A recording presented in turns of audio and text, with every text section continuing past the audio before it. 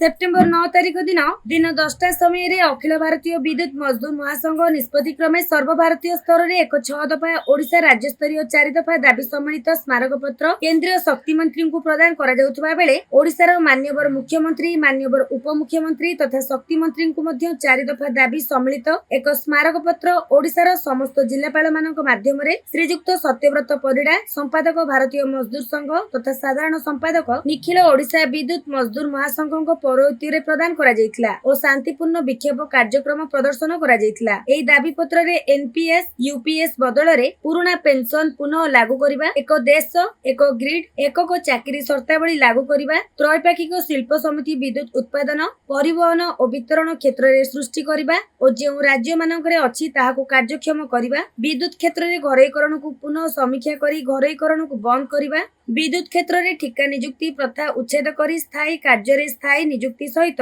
समान कार्य पई समान दरमा लागू करिबा, विद्युत नियम 2003 और विद्युत बिल 2023 को समीक्षा करी घरेकरण बदल रे सरकारी विद्युत संस्था माध्यम रे विद्युत उत्पादन परिवहन और वितरण पई व्यवस्था करिबा, ओडिशा रे केंद्रीय दरमा संहिता 2019 लागू करिबा, हरियाणा राज्य रे प्रचलित ठिका नियुक्ति नीति परी समान नीति ओडिशा रे कार्यरत ठिका श्रमिकों क्षेत्र रे प्रणयन करिबा पई व्यवस्था करिबा, विद्युत क्षेत्र रे अंत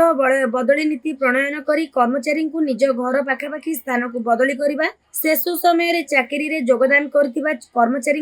ईपीएफ बदल रे एनपीएस यूपीएस व्यवस्था प्रचलन करिबा दाबी रे कटक जिलापाल माध्यम रे सेप्टेम्बर 9 तारिख रे 10 दफा दाबी पत्र मान्यवर केंद्रीय शक्ति मंत्री और 4 दफा दाबी पत्र ओडिशार मान्यवर मुख्यमंत्री उपमुख्यमंत्री तथा शक्ति मंत्री को प्रदान करा जायछि। मो नाम हूँ गिरिजा शंकर होता, निखिल ओडिशा विद्युत मजदूर महासंघर पुरी डिविजन प्रेसिडेंट।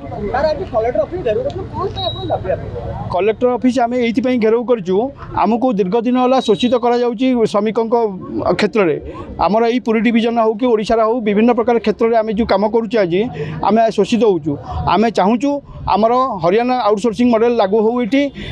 आमर सेंट्रल वेजेस ये लागू करा जाऊ। सेंट्रल वेजेस लागू कले आमर प्रत्येक भाई मैंने उपकृत हो पारे, जोटा कि आम गोटे सुस्थ परिवार जीवन यापन करने को आम लक्ष्य रखीचु। से जदि आम आज दाबी यदि सरकार न शुणती ताल आम आगामी भविष्य में राजरास्ता को आसी आम यार विक्षोभ प्रदर्शन करी आम निज जीवन देवाक प्रस्तुत हो। ये कलेक्टर ऑफिस जो घेराव कराई जो दाबी पत्र देवाई आम आसी अच्छु सब भाई मैंने प्रथम जय जगन्नाथ। आज आम जो दाबी पत्र देवाक आसी अच्छु सब भाई मैंने एकाठी होई से दाबी पत्र एथि जो आजिका पीढ़ी में 15,000 टका नहीं कि घर केमती चलो तारी उपर आम ये कलेक्टर को सूचना देवा चाहूँ हरियाणा भली राज्य में जब हरियाणा मॉडल लगे पार्टी उत्तर प्रदेश मॉडल लागू हो पार्टी ओडिशा रे आम डबल इंजिन थी आम कौन ओडिशा मॉडल लागू होनी आम कलेक्टर को सूचना दिखाई जदि दाबी पत्र आम जदि न मानिबे राज्य रास्ता भुवनेश्वर में लक्षाधिक कर्मचारी एकाठी जनईदेव गवर्नमेंट को आम कौन करूँ एति जय जगन्नाथ। बसंत कुमार पलाई निखिल ओडिशा विद्युत मजदूर महासंघ पुरी डिविजन सेक्रेटरी। आज एक्चुअली आंदोलन हबार मुख्य कारण होउची भारत वर्ष रे गोटे प्रकार आईन लागू होला बेले ओडिशा रे गोटे प्रकार आईन लागू होउची श्रमिक मानक पई। आज श्रमिक माने शोषित होउछंती सेतु पई आमे विद्युत ठिका कर्मचारी हिसाब रे आमे माने जिलापाल को दाबी पत्र दबाक आसीछु। ए आज ये खाली पुरी जिला नुहे समग्र ओडिशा रे प्रत्येक जिलापाल ऑफिस आज दाबीपत्र दि जाऊँगी। हरियाणा रे जो आउटसोर्सिंग मॉडल चली से आउटसोर्सिंग मॉडल लागू करने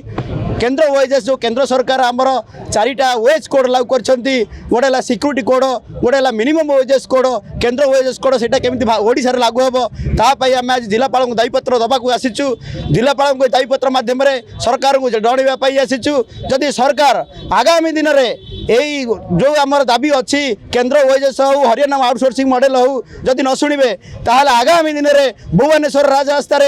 लक्ष लक्ष लोक नहीं लक्ष लक्ष कर्मचारी को नहीं आम आंदोलन करूँ।